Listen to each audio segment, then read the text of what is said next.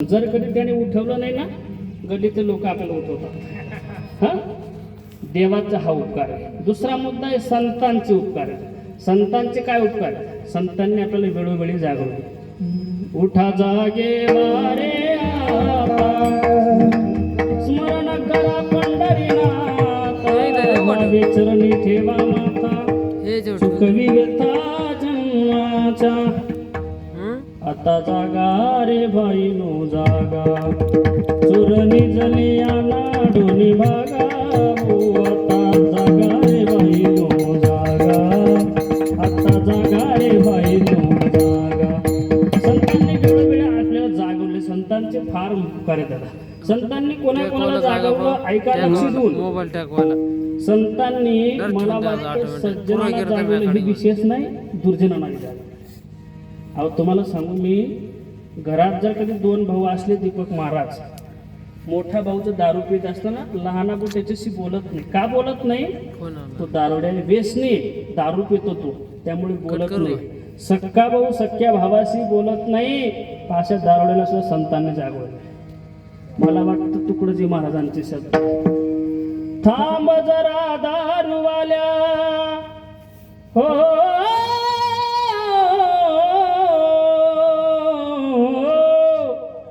थांब जरा दारूवाल्या, तू बोल गड्या रे,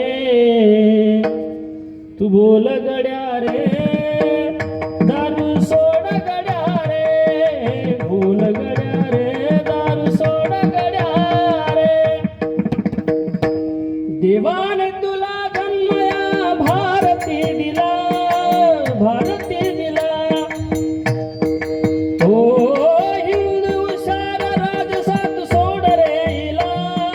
सोड रे इला, कशी नाही जनाची मनाची,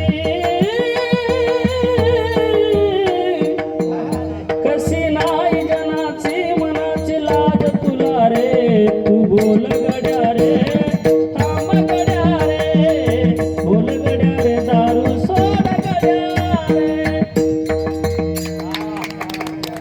ऐका दादा, गाणं नाही हा, तुकडोजी महाराजांचे शब्द आहे. ही गादी गाणे म्हणणाऱ्याची गादी नाही दादा. ऐका, फार संतांच्या शब्दामध्ये एवढी पावर आहे दादा. आले मुखा वाटे अमृत वचने. संतांचे शब्द म्हणजे अमृतासारखे. कीर्तनाला बसले मंडळीला विनंती आहे दादा, तुम्ही कीर्तनामध्ये बसल्यानंतर 100 वेळा तुम्हाला मान डुलवावी वागते, 100 वेळा मान हलवतात तुम्ही. पण कधीतरी असा एक प्रयोग करतात की कीर्तनकाराने एखाद अभंग घेतला बा, आपण घरी जाऊन गाथ्यामध्ये पाहायला पाहिजे. नाही पाहत दादा. काही काही लोकांच्या घरामध्ये ज्ञानेश्वरी आहे, गाथा ही कधी ढुंकून सुद्धा पाहत नाही. आणि जर कधी तुम्ही सकाळी आंघोळ केल्यानंतर 5-10 ओव्या ज्ञानोबारायांचे आणि तुकोबारायांचे 1-2 अभंग जर वाचत असेल तर पूर्वजन्मी सुकृते थोर गेली, ती माझा आजी फळाशी आली, परमानंद आजी मानसी, भेटी झाली या संताची. तुम्ही वाचत असाल तर पुण्यवान आहे. आणि जर वाचत नसताना तुम्ही घरामध्ये ग्रंथ असून सुद्धा, तर तुका म्हणे पाप ठाकी इताड, तुका म्हणे नाड पाप ठाकी. पापच एवढं उदयाला आलं की तुम्हाला त्या ज्ञानोबारांच्या तुकोबारांचे शब्द तुमच्या मुखामध्ये यायला तयारच आहे. संतांचे फार उपकार आहेत. आणि तिसरा मुद्दा आहे आईवडिलांचे उपकार. आईवडिलांचे काय उपकार आहेत? आईचे तर फार उपकार आहेत दादा. आई आपल्याला जन्माला घालते दादा.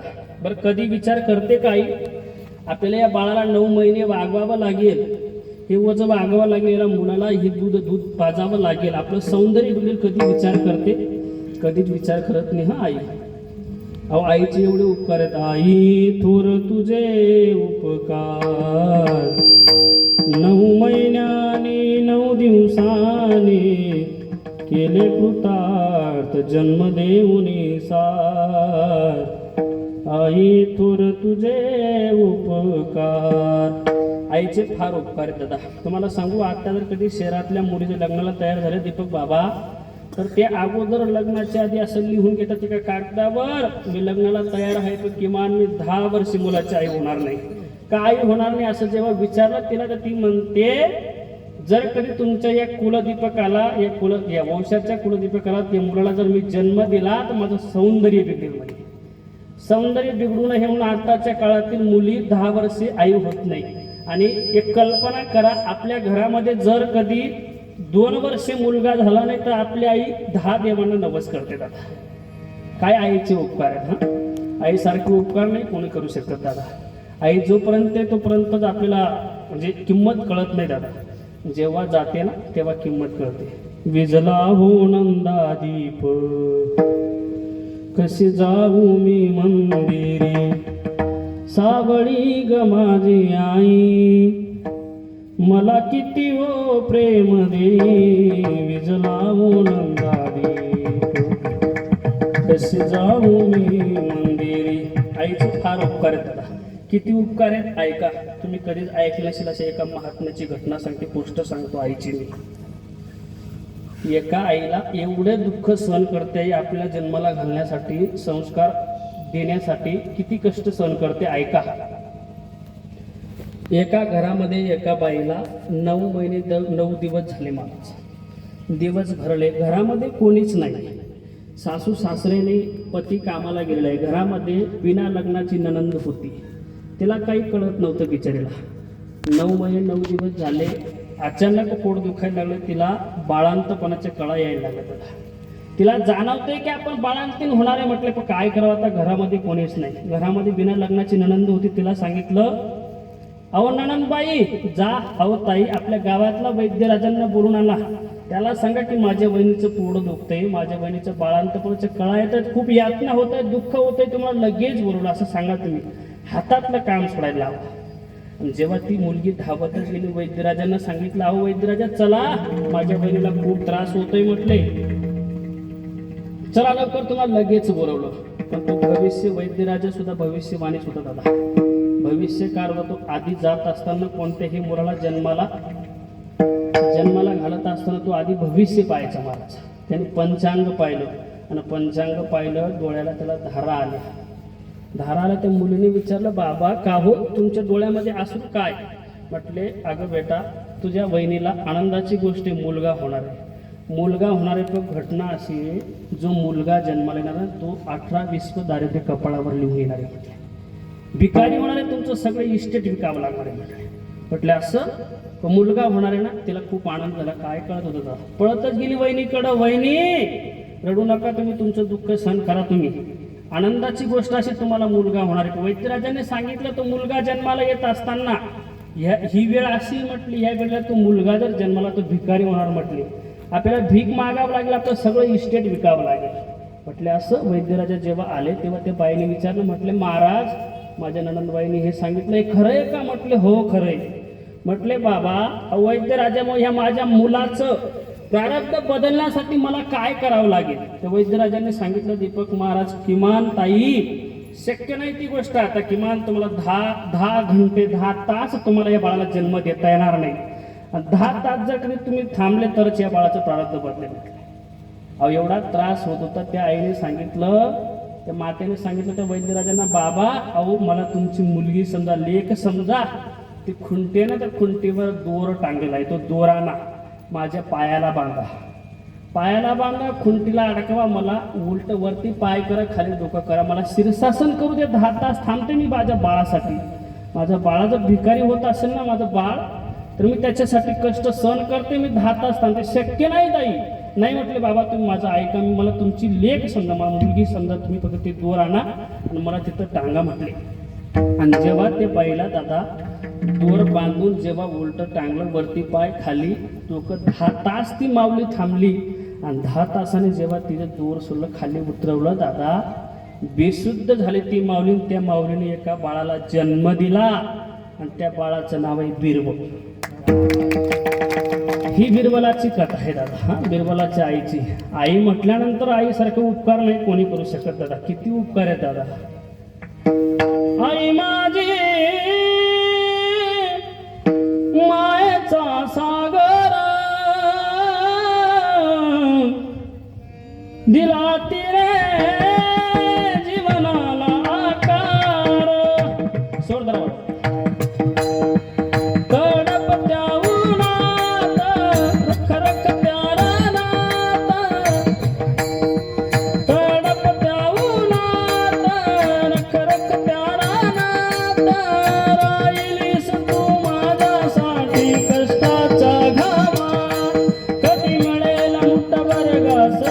कधी घडेल तुला उपवास ओल्या मातीतून चालताना तुडविले काट्यांचे फास आई माझी मायेचा सागर दिला तिने जीवनाला आकार. पहिल्यांदा म्हटलं महाराज आज ही गाडीवर हे गाणं बरं का. आज पहिल्यांदाच म्हटले मला आई हा विषय कीर्तनाचा नाही. मोठी महात्मी मंडळी सांगतात आई वडील छत्रपती शिवाजी महाराज धर्माच्या गोष्टी कीर्तनाच्या नाही आहेत, कीर्तनातल्या आहेत. त्यामुळे एक ओघाला आलं म्हणून थोडंसं म्हटलं मी. आईवडिलांचे फार उपकार असतात दादा, म्हणून या उपकारातून उतराई होण्यासाठी या गोराणे परिवाराकडून हे सुंदर नियोजन झाले दादा. अगदी सुंदर आणि साऊंड सिस्टमही सुंदर लागली. आता तुम्हाला द्यावे तेवढे धन्यवाद. कमी सुरुवातीला झालं होतं एक तर आधीच त्रास होता, त्याचा हा त्रास होता, पण आता सुंदर वातावरण तयार झालं. धन्यवाद. चला आपल्याकडं वेळ आता फक्त अर्धा पाऊण तास शिल्लक आहे. त्या वेळेमध्ये आपण अभंगाचं चिंतन करू. सेवेकरिता निवडलेला अभंग श्री जगद्गुरू तुकोबाराय महाराजांचा आहे. आजच्या अभंगामध्ये श्री जगद्गुरू तुकोबाराय महाराज नरदेहाला जीवाला आलेल्या आचारसंहिता कशी असावी, ज्याची योग्य असेल त्याच्या परमार्थाच्या वंशाला धन्यता प्रदान करतायत. ऐका मी तुम्हाला सांगतो महाराज, आपण जर संत वाङ्मयाचा जर अभ्यास केला बरं का दीपक महाराज, आपण जर संत वाङ्मयाचा अभ्यास केला तर संत वाङ्मयाचा अभ्यास केला तर सगळ्या संतांचे जर अभंग पाहिले तर सगळ्या संतांच्या अभंगामध्ये धन्य धन्य हा शब्द आलेला आहे. कोणता? धन्य धन्य. मला वाटतं निळोबारांनी सुद्धा धन्यता दिलेली आहे, पण वेळेला धन्यता दिली. धन्य ही आनंदाची झापडली वेळ,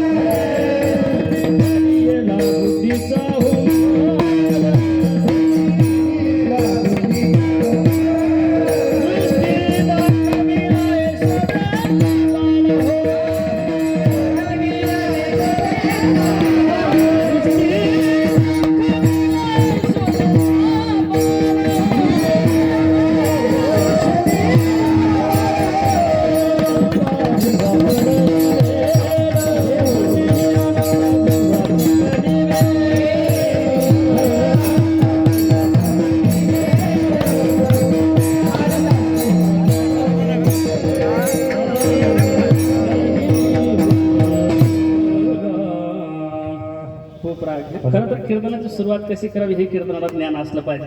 खरं तर महाराजांनी सुंदर कीर्तनाने राग गायला सुरुवातीला आनंद वाटला. निरोबाई भूप रागात म्हणतात का धन्य ही आनंदाची सापडले आणि मला वाटतं निरोबऱ्यांनी वेळेला धन्यता दिलेली. ऐका तुकोबारांनी सुद्धा धन्यता दिलेली. कोणाला? काळ संत भेट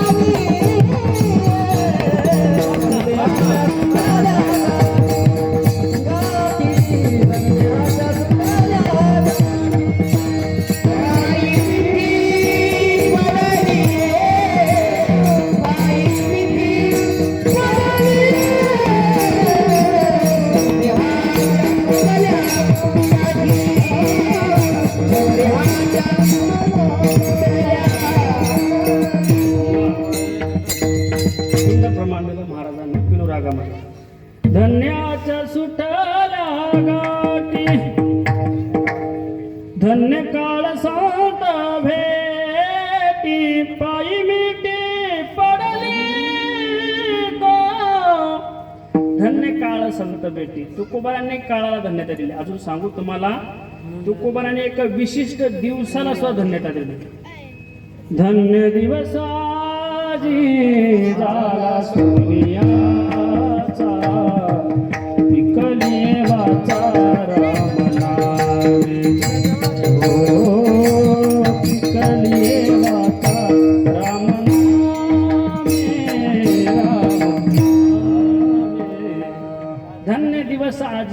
झाला सोनियाचा पिकले वाचा रामाला. धन्य पदाबद्दल अनेक प्रमाण आहेत. मला तुम्हाला एक गोष्ट सांगतो, ऐका श्रोते मंडळी. आता तुमच्यासाठी महाराजांचे धन्य पदाबद्दल अनेक प्रमाण आहेत. मला सांगा, धन्यता चांगलं काम करणाऱ्याला दिली पाहिजे का वाईट काम करणाऱ्याला? हा, चांगलं काम करणाऱ्याला. बरोबर ना? सोपं सांगतो तुम्हाला समजण्यासाठी. एका मुलाला बापाने शाळेचं सगळं साहित्य घेऊन दिलं महाराज. काय वह्या, पेन, पाटे, पुस्तकं, डबा सुद्धा घेऊन दिला खायला, म्हणजे उपाशी राहायला. सगळं घेऊन दिलं, शाळेचं सगळं साहित्य घेऊन दिलं. बरं, त्याने परीक्षा दिली, त्याने 7% मार्क पडले. आणि एका पोराला बापाने काहीच घेऊन दिलं नाही, वही नाही, पुस्तक नाही, खोडला बरं सुद्धा घेऊन दिलं नाही. तो जुन्या काळात शिल्प राहायचं, शिल्प फाडून घेऊन जायचं. खोडला बरं सुद्धा घेऊन दिलं नाही. आणि त्याही मुलाने परीक्षा दिली, त्याने परीक्षेमध्ये 7%च मार्क पाडले. मला सांगा, धन्यता कोणाला दिली पाहिजे? ज्याला काहीच घेऊन दिलं नाही त्याला, का ज्याला सगळं घेऊन दिलं त्याला? ज्याला काहीच घेऊन दिलं नाही त्याला. बरोबर ना? म्हणजे चांगलं काम करायला. अजून सोपं सांगू, एखाद्याने समजा तुमच्या गावामध्ये एखाद्याने घर जाळू नये, समजा घर जाऊ दे, गावात जाळलं बा, समजा का गावात जाळलं बा, जाळणाऱ्याला धन्यता दिली पाहिजे की विजवणाऱ्याला? हा, विजवणाऱ्या. तुमचं काय मत? तुम्हाला जाळणाऱ्याला धन्यता दिली पाहिजे की विजवणाऱ्याला? विजवणाऱ्याला ना.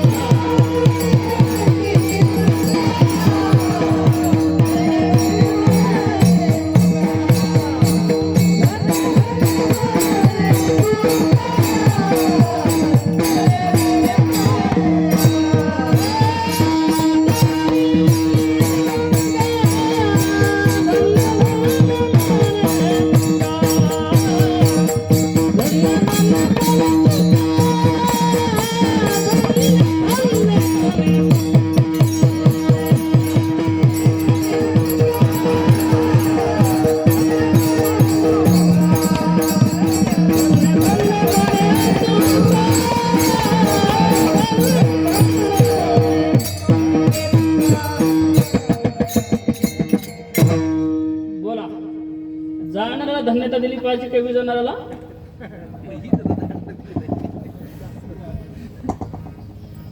विजवणाऱ्याला धन्यता दिली पाहिजे, पण तुकोबाराने जाणाऱ्याला धन्यता दिली.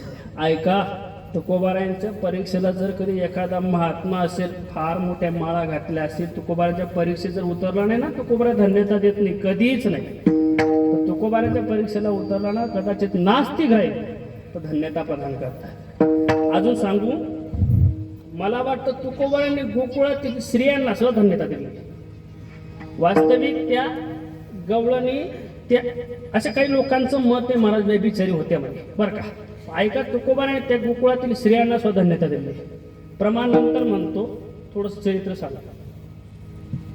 काय झालं, भगवान कृष्ण परमात्मा गोकुळामध्ये जन्माला आले.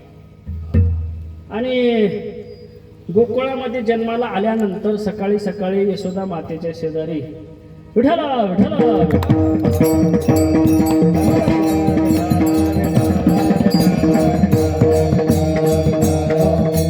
ऐका, लक्ष देऊन ऐकू येतं ना सगळ्यांना? ऐकू येतं ना सगळ्यांना? तुम्ही बोलतच नाही हो. आमच्याकडे लहान लहान बाळ जन्माला आले की 2 वर्षात बोलतात महाराज. तुम्ही एवढं मोठे झाले तरी बोलत नाही. तुम्ही बोलत चला ना. तुम्ही बोलले तर मला बोलता येईल. गोकुळामध्ये भगवान कृष्ण परमात्मा जन्माला आले आणि सकाळी सकाळी यशोदा मातेच्या घरी एक गवळण झाडलोट करण्याकरता आली महाराज. झाडलोट करत असताना तिने गोकुळामध्ये भगवान नंदबाबाच्या घरामध्ये जेव्हा यशोदा मातेशेजारी एक मुलगा पाहिला, मुलगा पाहिल्याबरोबर तिला एवढा आनंद झाला, तिने सगळ्या गोकुळामध्ये बोबाटा केला. गवळण म्हणत ती गवळणीला पुत्र झाला यशोदा टाईमाबाबा. आणि सगळ्या गावामध्ये बोबाटा केला. भगवंताला आपलं भगवंत जन्माला आले नंदाला यशोदा मातेला मुलगा झाला आणि सगळ्या गवळणी गोकुळातील आनंद साजरा करायला लागले. गोकुळेच्या सुखा पार नाही लेका बाळकृष्ण नंदा घरी आनंदल्या नरनारी. मग काय काय करायला लागले. गुडिया तोरणे करती कथा गाती गाणे तुका मने छंदे मन मोहिले गोविंदे. आणि आनंद साजरा करायला लागल्या. आणि आनंद साजरा करत असताना गवळणी भगवंताला पाहण्याकरता गर्दीच करू लागल्या महाराज. एवढ्या गवळणींची गर्दी इथून तर चांगले अंदरसूरपर्यंत रांग लागली महाराज गवळणींची भगवंताला पाहण्याकरता. आणि पहिल्या गवळीला जेव्हा भगवंताला पाहिलं बाकीच्या रांगेत उभ्या असल्याने विचारलं म्हटलं का गे बाई भगवंताला पाहिलं कसा दिसला ग. पाहिला पाहिला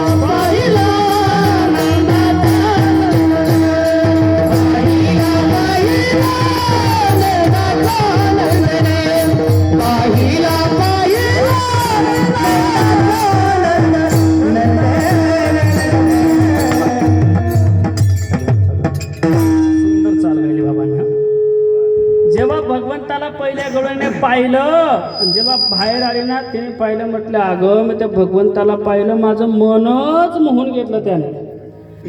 पाहिला नंदाचा नंदन त्याने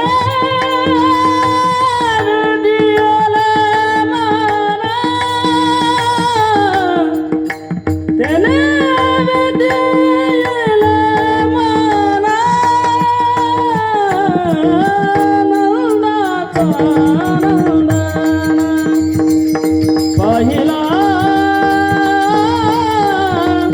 नंदाचा नंदाचा. वा टाळे वाजले पाहिजे कलाकारांसाठी आज. हां खरं तर आनंदाचं वातावरण तयार झालं. फार सीन आला होता बरं का महाराज. खरं तर काही काही ठिकाणी तर असं वातावरण असताना रात्री तर सीन खेळायला कार्यक्रम होता. अहो इतकं सुंदर वातावरण होतं महाराज. सगळे गायक वादक एकदम सुंदर.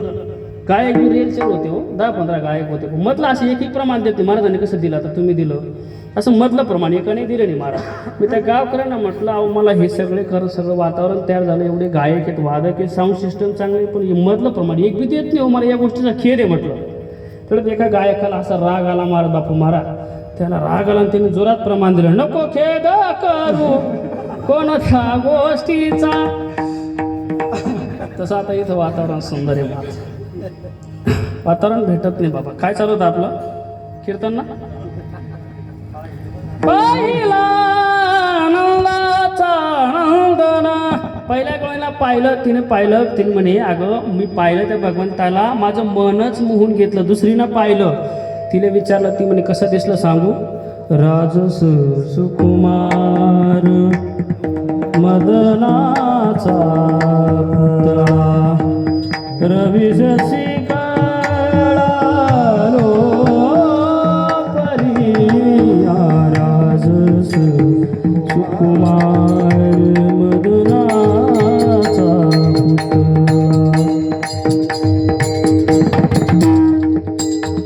राजस सुकुमार मदनाचा पुतळा. तिसरीला विचार तू पाहिला कसा दिसला ग सगुण मेघ श्याम लावण्य सुंदर नामया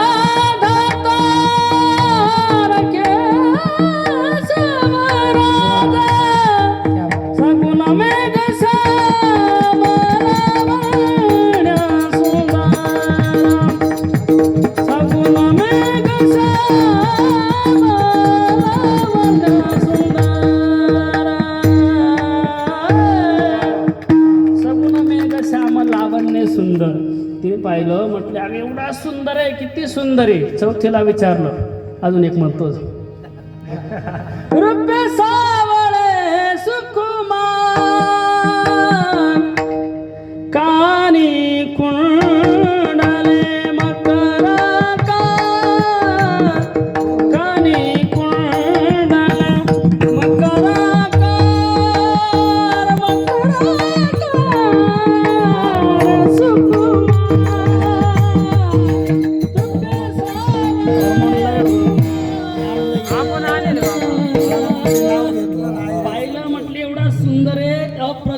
सुंदर आहे म्हटले आणि भगवंताला पाहण्याचा कार्यक्रम आटोपला महाराज भगवान परमात्मा रांगायला लागले वेळेनुसार भगवान रांगत होते तवितळ हात टेकीत डाव्या गुडघ्याने रांगत रंगणी चोरीत लोणी धावणी धरती गौरणी बांधित चरणी रीती गाराणी येशू देशाज वैदुत बक्षुने कमाल मिळे नमन केल साज कृष्ण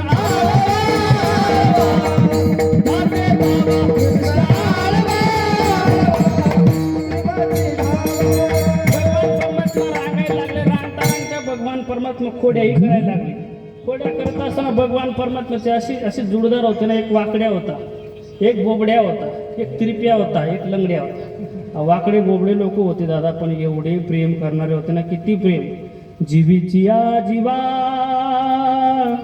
प्रेम भावाची या भावा तुझ वाचून केशवानु नावडे तुझी वाहीन गादेवराया बौवा बडसी जीवा पासुनी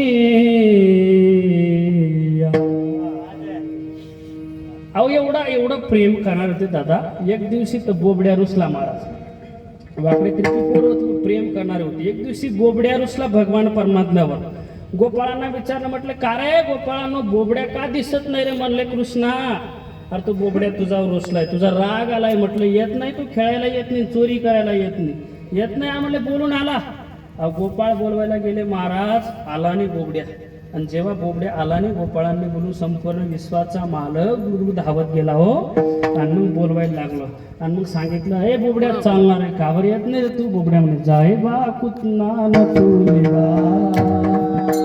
हो जाय बा कुतना न तू लेवा आम्ही नाही तुझ्या थंड येना आम्ही नाही तुझ्या थंड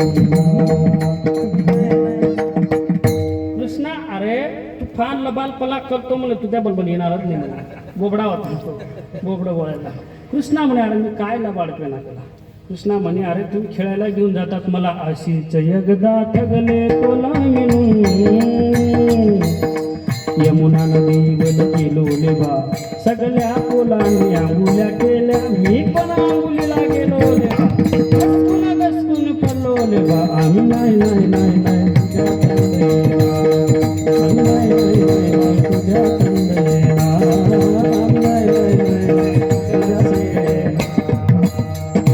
कृष्णा येणार नाही म्हटले अरे जेव्हा पोहण्या करता गेलो म्हटलं नदीवर बाकीच्या गोपाळाने मी घसरून पडून गेलो तर मला उचललं नाही रे अरे मूर्ख तुला पोहता बी येत नाही का सगळं मी शिकवायचं का म्हणे एखादं मी नसलो का तू पण पार पाडून घ्यायचं हा असं नसतं म्हणे आम्ही असलो मगच कीर्तन होईल असं होतं म्हणे ते पार पाडून घ्यायचं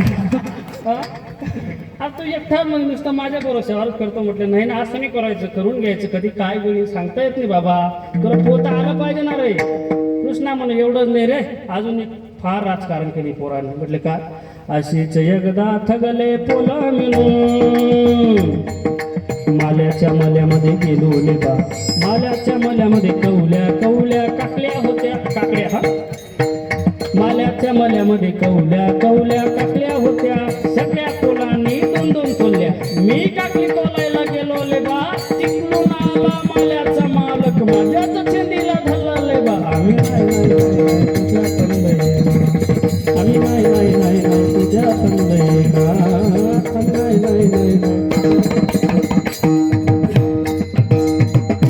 कृष्णा तिथं चोरी करायला गेले, सगळ्या पोरांनी दोन दोन काकड्या तोल्या, ते पळून गेले आणि मी सापडून गेलो. अरे मूर्ख, मग तुला चोरी बी करता येत नाही का, नुसतं कीर्तनच करतो का? चोरी करता आली पाहिजे अर्थ म्हणजे कृष्ण परमात्मा म्हणायचे असं. अरे तू काकड्या चोरायला गेलं तर सापडली, त्याच्यात माझी काय चुकी म्हणले. कृष्णा एवढं नाही रे, तुझ्या आईने पण राजकारण केलं. म्हणजे आईने राजकारण केलं नाही रे. म्हणलं काय केलं? अशीच एकदा थकले पोलमिनो, यशोदेच्या घरी गेलो लेबा, यशोदा मैयाने फुलं पोल्या केल्या होत्या. मांडे करतात तुमच्याकडं, करतात ना? यशोदा मैयाने फुलं पोल्या केल्या होत्या, सगळ्या पोलांना दोन दोन दिल्या, सगळ्या पोलांना दोन दोन दिल्या. मी पोली मागायला गेलो लेबा, मला चालते दिली लेबा.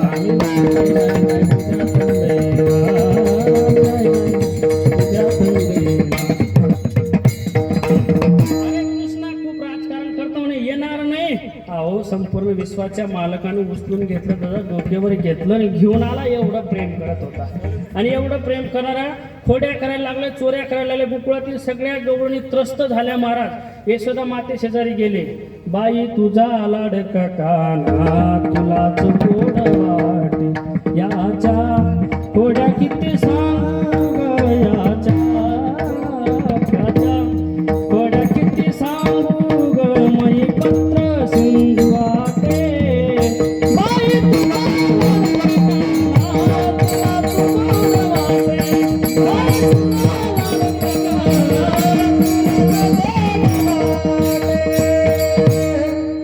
ऐका बाई यशोदे, नवल केले तुझ्या गोविंदे. जय हो. आमची मुले तुडविली पदे, आता असे बांधीन वर्या पुला काना, अशी येल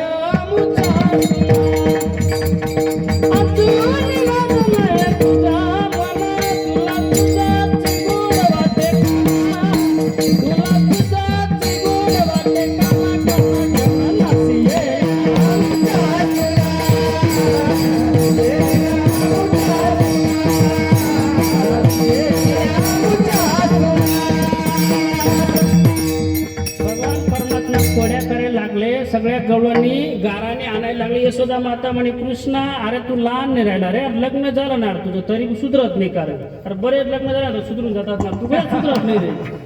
अरे सुधर रे भाऊ. म्हणजे काय करू आई, अरे सकाळी सकाळी लवकर उठायचं, दूध काढायचं, 9 लाख गाई आपल्याजवळ. भगवान परमात्म्याने आईच्या समाधानासाठी एक दिवशी लवकर उठले दीपक महाराज. कोण? भगवंत लवकर उठले, दुधाची बादली घेतली आणि दूध काढायला जाणार. तेवढ्या तिकडून राधा आली. महाराज राधा आली तर आली कशी आली? डोळे मोडीत मोडीत मोडीत राधा चाले, डोळे मोडीत मोडीत मोडीत राधा चाले, चाले चाले वारी आले वारी आले पुरडाला हाले, वारी आले पुरडाला हाले. भगवान परमात्माने राधेकडे पाहिलं, डोळे मोडीत मोडीत आली. भगवान परमात्मा राधेकडे पाहिलं, दुधाची बाटली घेतली. महाराज गाय सोडून दिली, बैलाखाली बसली. बैलाखाली बसल्याने दूध काढायला लागले. यशोदा माता म्हणे ए कृष्णा काय करतो रे? मग दूध काढतो रे, तू बैलच्या रे गाय देणार. संपूर्ण विश्वाच्या मालकानं दादा बैलाला हात लावले, बैलाच्या दुधात दूध काढलं. एवढं सामर्थ्य संपूर्ण विश्वाच्या मालकामध्ये. ऐका भगवान परमात्म्याचे सगळ्या एवढं त्रस्त झाल्या गाराने ऐकून. यशोदा माता म्हणे कृष्णा तू घरी राहूच नको, तू गायी घे, वृंदावनामध्ये जा. भगवान परमात्मा वृंदावनामध्ये गेले दादा, गायी घेतल्या आणि वृंदावनामध्ये गेले. वृंदावनामध्ये एक स्वतंत्र कार्य केलं, वेणुगीत वाजवलं. वेणू वाजवलं तेव्हा वेणुगीत जन्माला आलं. एक आणि सगळ्या गवळणी भगवंताचं वेणू ऐकून तर अजून त्रस्त झाल्या. एक म्हणे कृष्णा नको वाजू रे, नको वाजवू श्री हरी मुरली. एक म्हणे कृष्णा वाजव पण देसे बजाना. बंसी बजाए वाले. हे कृष्णा, हिचं नको ऐकू रे, वाजव जोरात वाजव.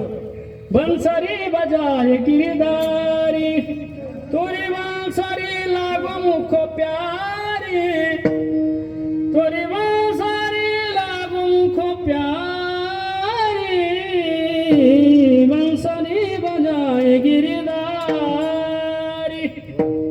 भगवान परमात्म्याने वेणू वाजवला दादा. सगळ्या गवळणी भगवंताचं वेणू वाजवलं तर गवळणी सगळ्या एकत्रित जमा झाल्या भगवंताजवळ. आणि तेव्हा भगवंताने सांगितलं, म्हटले का गे गवळणींनो, तुम्ही स्वतःला पतिव्रता म्हणून घेतात आणि तुम्ही तुमच्या नवऱ्याला सोडून माझ्याजवळ आलात, हा तुमचा व्यभिचार आहे म्हणे. काय म्हटले? व्यभिचार आहे म्हणजे. जेव्हा तुकाराम महाराजांना ही गोष्ट कळली, तुकाराम महाराज म्हणे, हे देवा, अरे त्या गवळणींना व्यभिचारे नको म्हणून, त्या बाया धन्य धन्य धन्य बाया ऐशा नारी.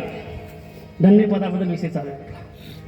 तुकोबाराय म्हणतात, अरे त्या बाया धन्य धन्य, त्यांना व्यभिचारी म्हणू नको. असं तुकोबाराय अनेक प्रमाण सापडतील संतांचे धन्य पदाबद्दल. मला वाटतं संचिताला सुद्धा धन्यता दे, धन्य मी मानीन आपुले संची.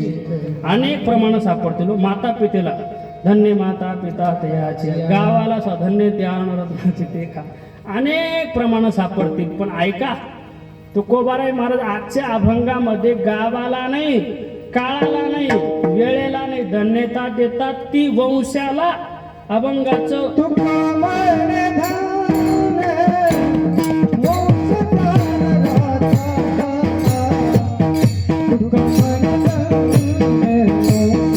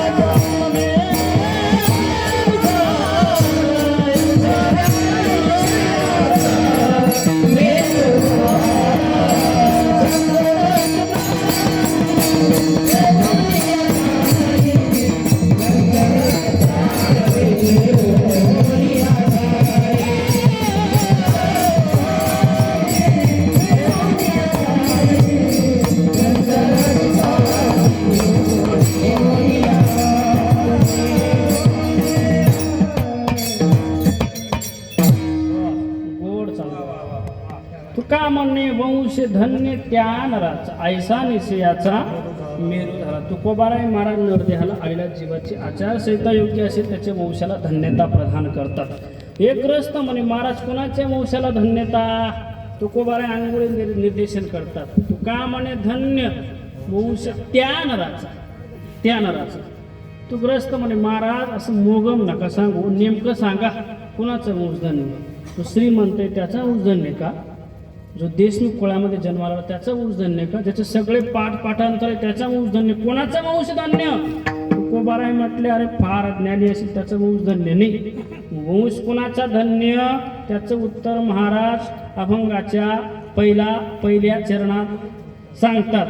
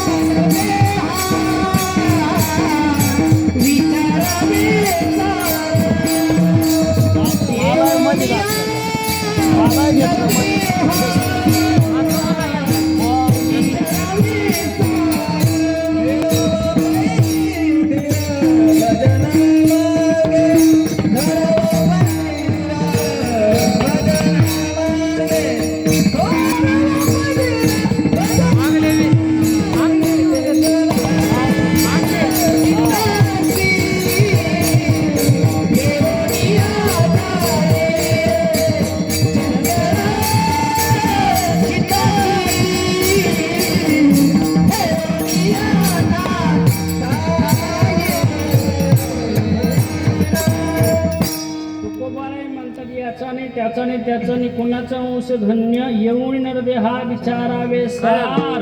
जो नरदेहाला आल्यानंतर सार तत्वाचा विचार करतो त्याचा वंश. हे ग्रस्त महाराज नेमकं सार म्हणजे काय? त्याला सार विकळत नव्हती. तुकोबाराय म्हणे सार सार सार विठोबा नाम तुझे सार, किंवा फलकट तो संसार येथे सार भगवंत. सार भगवंत सार भगवंत. फलकट तो संसार येथे सार भगवंत. तुकोबाराय म्हणतात सार तत्वाचा विचार करतो तो धन्य.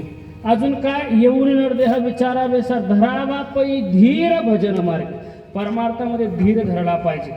आता मला सांगा, महाराज धीर धरायला सांगतात. धीर कुठं धरायचा असतो? जिथं अवघड प्रकार देतं का तिथं सोपा आहे तिथं? अवघड आहे तिथं. परमार्थ अवघड आहे का सोपा आहे? बऱ्याच कीर्तनकारांना मूर्खपणा करून ठेवला महाराज. परमार्थ फार सोपा आहे. भक्ती तो कठीण सुळा विरळा निवडे तो बळी विरळा शूर. हा, भक्ती तो कठीण शुळावरील बळी. परमार्थ फार अवघड आहे दादा. परमार्थ करत असताना अंतकरणापासून परमार्थ केला जाईल. आणि अंतकरणापासून परमार्थ करीत असताना काय करावं? चित्ताशी ठेवून या ठाई संतांचे पाय व्हावे. चंचल चित्त स्थिर केलं पाहिजे.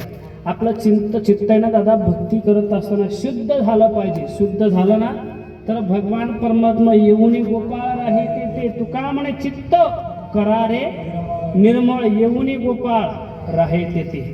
आणि ह्या विश्वामध्ये भक्ती करत असताना प्रेम हे सगळ्यात श्रेष्ठ नाते. थोर प्रेमाचा भुकेला हाची दुष्काळ तयाला सबसे ऊंची प्रेम सगाई. सबसे ऊंची प्रेम सगाई दुर्योधन कामी वाट गो. ऐका, भगवान कृष्ण परमात्म्याला दुर्योधनाच्या घरी 56 प्रकारचे भोग होते खाल्ले नाही, भगवंताने त्याग केला त्यांचा. आणि विदुराच्या घरी आणि शबरी मातेची उष्टी बोरं खाल्ले हो. दुर्योधन का मेवा त्याग साल विदुर रे खाई, सबसे ऊंची प्रेम सगाई, सबसे ऊंची प्रेम सगाई, प्रेम सगाई, प्रेम हे सगळ्यात श्रेष्ठ नाते दादा. भाव के वश में है भगवान, भाव नहीं तुम दुबलन दूध, जानत है वीरान. भाव के वश में है भगवान, भाव के वश में है भगवान. चंचल चित्त स्थिर करा दादा. चंचल चित्त स्थिर करण्यासाठी काय करा? नामचिंतन करा. संतांचे पायी लीन व्हावे, संतांना शरण जा. आणि संतांना शरण जाण्याकरता काय पाहिजे? अभंगाचं तिसरं चरण. भावाचे पायी हाते, भगवानीच्या. भावाचे पायी हाते, भगवानीच्या.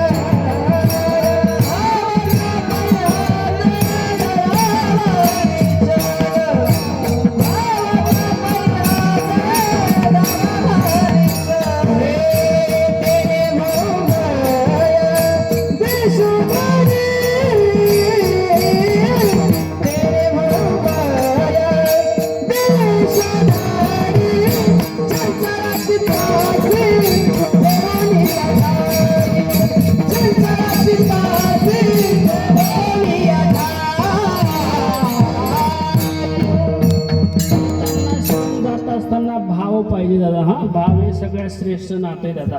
आणि संतांना शरण जात असताना जर भाव असला तर मोक्ष प्राप्त होतो. आलिंगन गडे मोक्ष सायुज्यता जोडी, संतांचं दर्शन झालं मोक्ष प्राप्त होतो. आणि या विश्वामध्ये मोक्ष प्राप्त करून घेण्यासाठी अनेक साधन आहेत. ज्ञान साधन आहे, दान साधन आहे, योग साधन आहे. सगळ्यात सोपं साधन कोणतं आहे? नाम म्हणताय. नामापर ते जगी, नामापरात जगी, नामापरात जगी, साधन सोपे आहे. नामापरात जगी,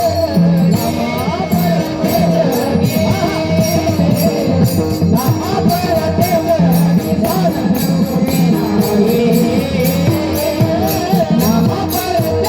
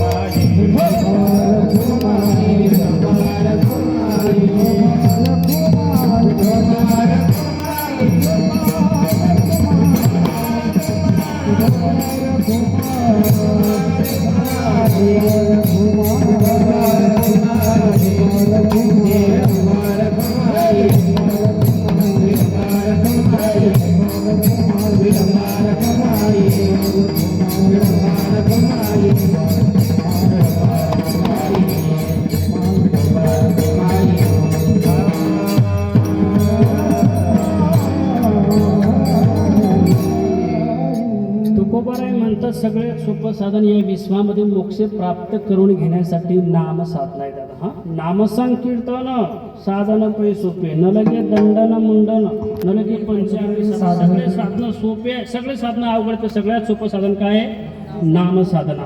आणि तुकोबाराय सांगतात ऐका, जो नर देहाला आल्यानंतर नामाची साधना करत असेल आणि त्याच्या अंतःकरणामध्ये नामसंकीर्तन नामचिंतन करत असताना भाव असेल, त्याचा चंचल चित्त स्थिर असेल, जो संतांना शरण गेला असेल, त्याच्या भजनामध्ये धीर धरला असेल, आणि जो नरदेहाला आल्यानंतर 6 तत्वाचा विचार करत असेल ना, त्याचा बहुश धन्य झाला विना राहणार नाही. तुका म्हणे वंशधार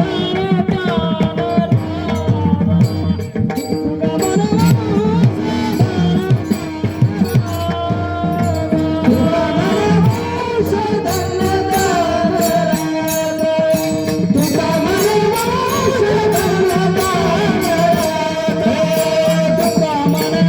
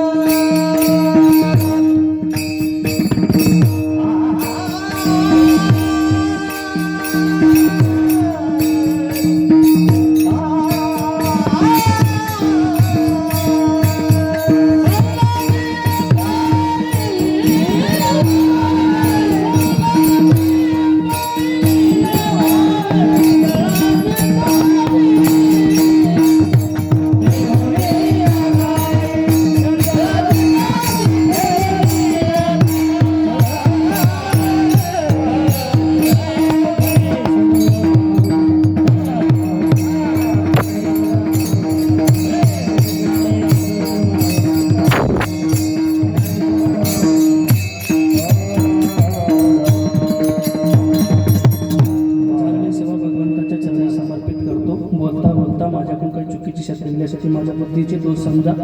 जे योग्य असेल त्या गुरुजनांच्या या कार्यक्रमासाठी उपस्थित असणारे सगळेच परिसरातील गावागावची खेड्यापाड्याची वरती मंडळी आहे. सुंदर साऊंड सिस्टम, पेटी मास्तर आदी करून सगळेच गायक वादक, दीपक महाराज, मृदंग सम्राट, विनिकरी बाबा सगळ्यांच्या सर्व नतमस्तक होतून माझ्या सेवेला पूर्ण विराम देतो. किंबहुना तुमचे केले धर्म कीर्तन सिद्धीने माझे चिमुरले पायी